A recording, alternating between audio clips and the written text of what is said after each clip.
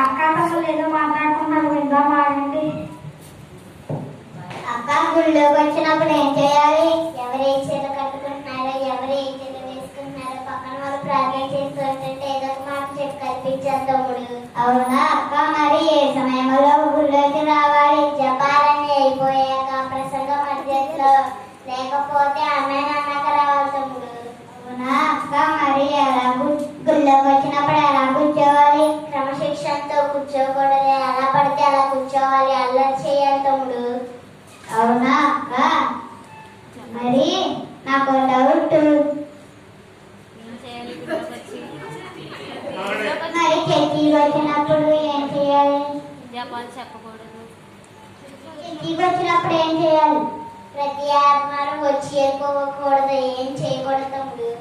అవునా